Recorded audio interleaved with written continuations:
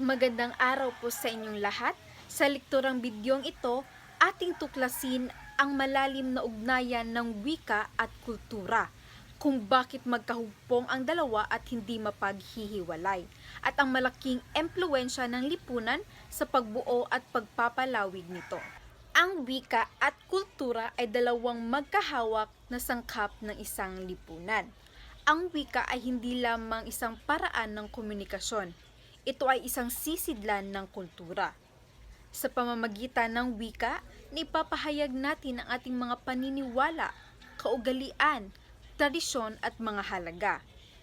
Ang mga salita, idioma at tayutay na ginagamit natin ay nagsasalamin sa ating kultura at nagbibigay kahulugan sa ating karanasan. Halimbawa, ang mga salawikain at mga kasabihan ay nagdadala ng karunungan at aral na nakaugat sa ating kultura. Ang mga kwento at alamat naman ay nagpapakita ng ating kasaysayan at identidad. Halimbawa, ang bayanihan sa kulturang Pilipino. Hindi lang ito salita, ito ay isang buong konsepto ng pagtutulungan at pagmamalasakit. Ang salitang ito ay naglalaman ng malalim na kahulugan at nagsasalamin sa ating mga pagpapahalaga. Ngunit paano nga ba nabubuo at nagbabago ang wika at kultura?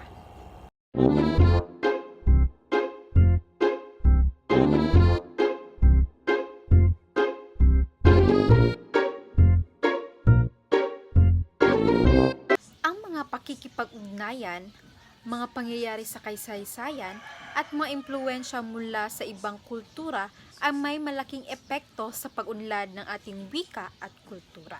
Ang pananakop ng mga Kastila ay nagdulot ng malaking pagbabago sa ating wika. Maraming salitang Kastila ang naisama sa ating bokabularyo, ngunit nananatili pa rin ang mga katutubong elemento ng ating wika at kultura.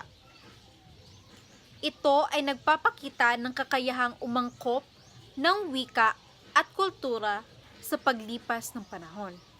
Sa panahon naman ng globalisasyon, nakakaranas tayo ng mas malawak na impluwensya mula sa ibang kultura.